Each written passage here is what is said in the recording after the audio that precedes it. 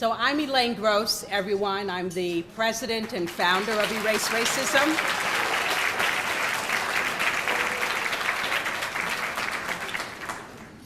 Thank you so much for coming this evening. And I was told that I have special powers because the weather was horrible before, and someone told me that the rain left because of me. So I feel really good tonight. So in the interest of time, I'm not going to personally thank all of the many sponsors and contributors and attendees and silent auction donors, et cetera, for supporting Erase Racism. Please know, however, that I am deeply grateful for all that each of you do to support us. And I do want to offer special thanks, however, to the members of the Erase Racism Board of Directors and our College of Advisors, especially our board co-chairs who you met earlier, Marge Rogatz and Christina Vargas. Would all of the board members and college members please stand, and will you help me appreciate them?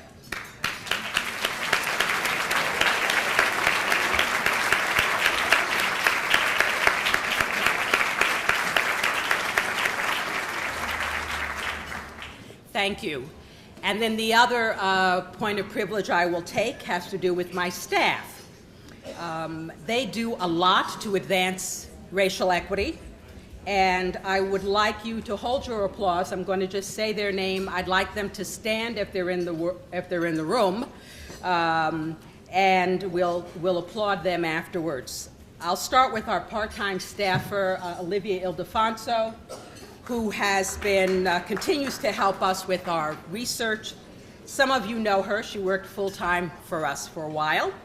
Staff attorney Andrew Colden coordinates our inclusive housing, advocacy, and legal actions. He's just walking in the back of the room. And Nuzat Quaderi is our community organizer and community communications coordinator. And Nuzat just walked in the back of the room. And Shirley Sharafant is our controller and operations manager, and she's also our special events coordinator extraordinaire. Thank you very much, staff.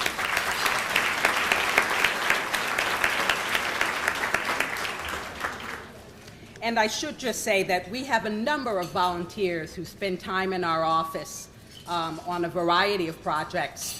And some of them worked on this event, and some are here this evening helping out as well. And we really appreciate their efforts.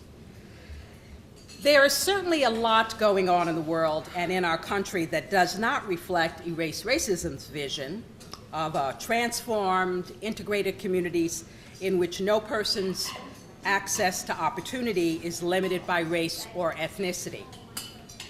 Of course, racial segregation is not new to the United States, and there have always been unapologetic racists.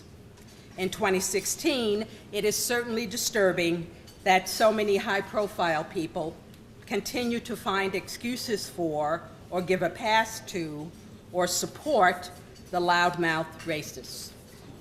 But there is something else that may even be more insidious, that too often goes unnoticed and unaddressed: structural racism, which is the focus of our work. There has always been structural racism. Remember institutionalized slavery and Jim Crow segregation, when laws and policies ensured and enforced racial segregation in housing and public school education and every aspect of life. Also, disparate treatment and disparate access to opportunity based on race was maintained, and a host of rationales made excuses for maintaining the status quo. On Long Island today, structural racism continues.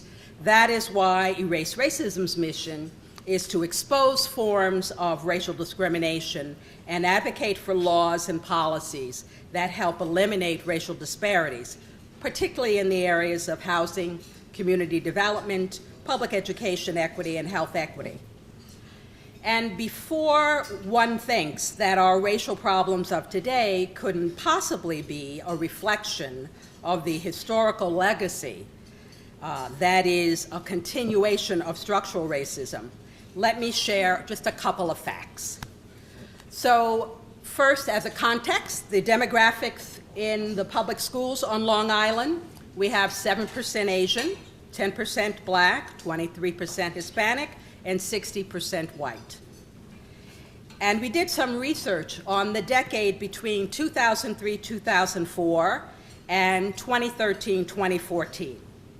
I should say that Olivia did that research for us. And just to mention a couple of quick things from that. 7 schools that were 70 to 90% white became diverse.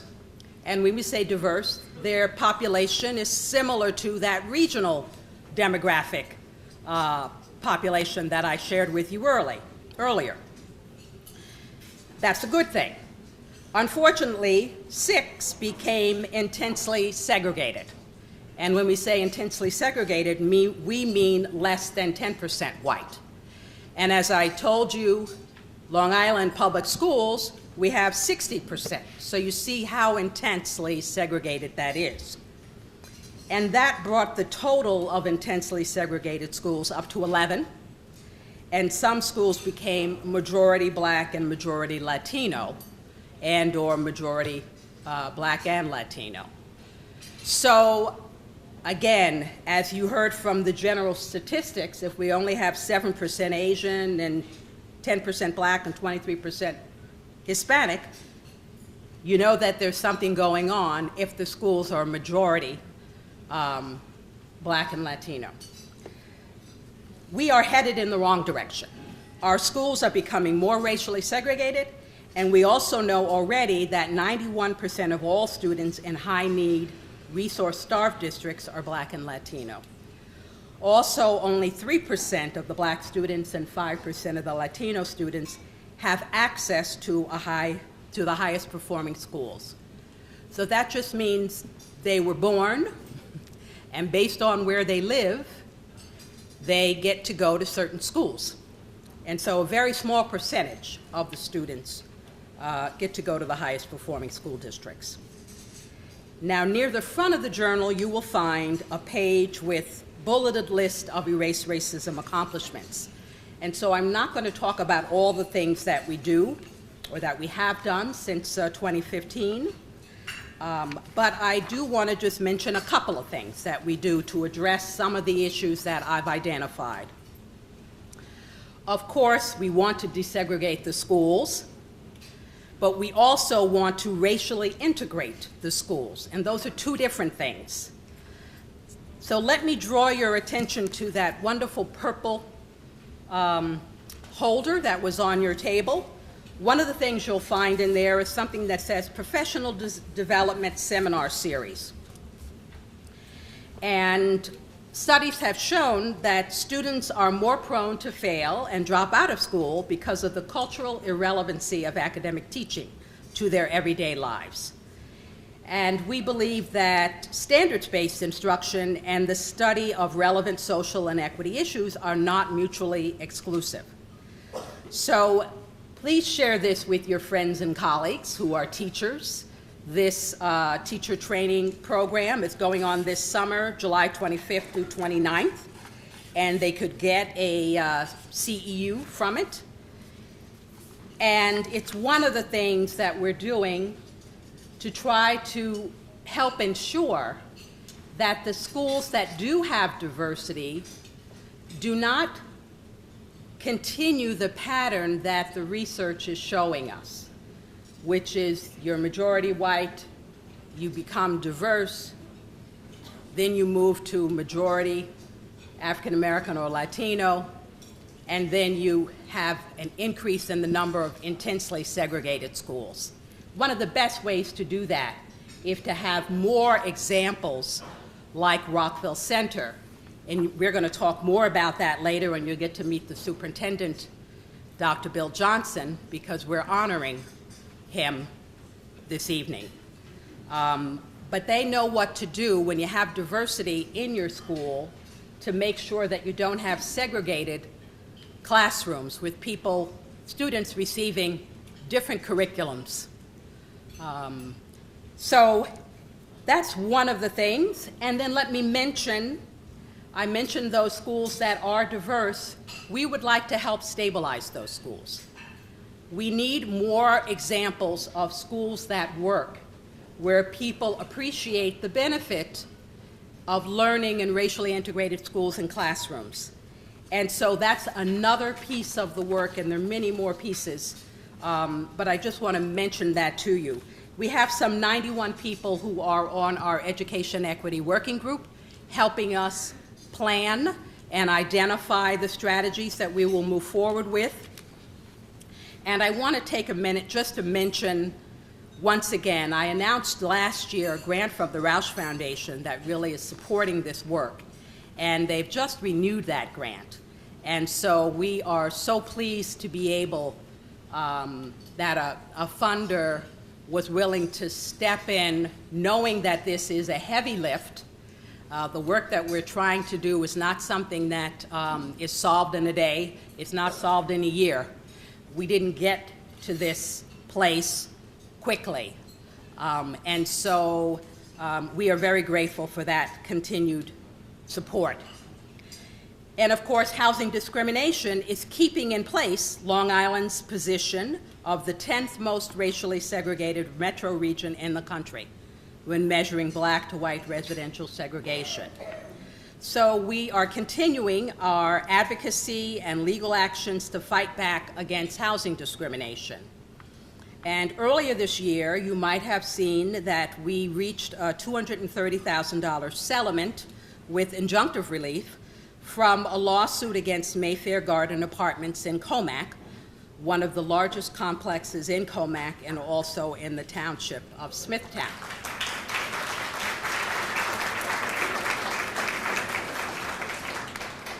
So once again, African American testers inquiring about vacant apartments received discriminatory treatment.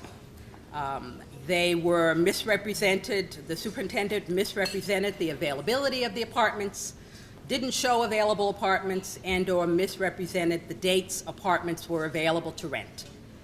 The white testers were shown vacant apartments and urged to complete applications to rent. So while continued housing discrimination is upsetting, I celebrate the victories, large and small, bringing us closer to ending discriminatory practices. And again, that's not something that's going to happen overnight, but it does require persistence. We cannot say, well, it's not so bad anymore, we're no longer doing those kinds of things, because in fact, it is continuing to happen. And speaking of cause for celebration, I'm just going to mention one other thing. Some of you may be aware of the release of our study findings in a report earlier this year, North Park Left Out and Denied, about remediation efforts post-Superstorm Sandy.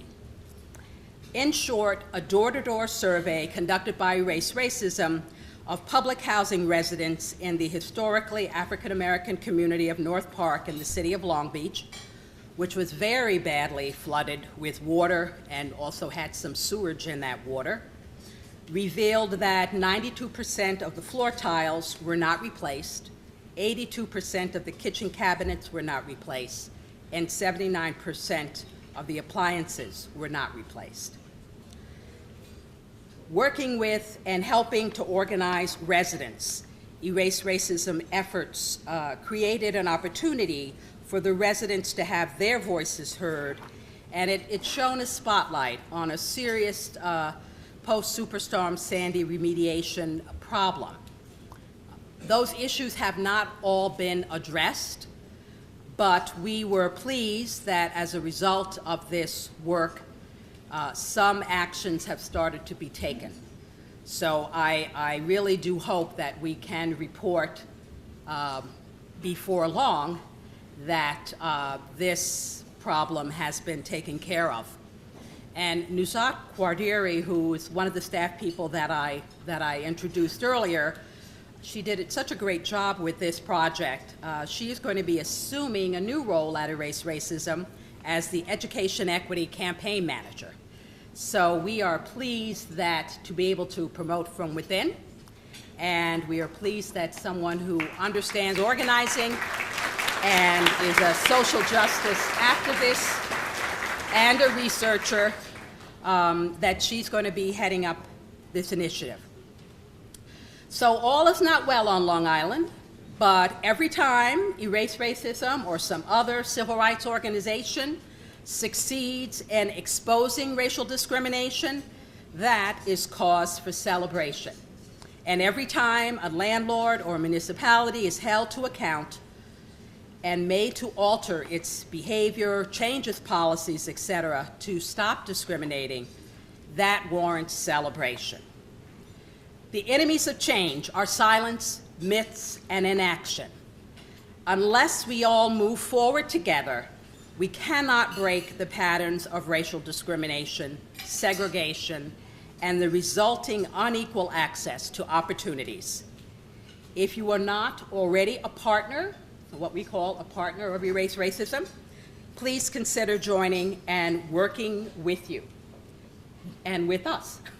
Thank you so very much. I do appreciate it.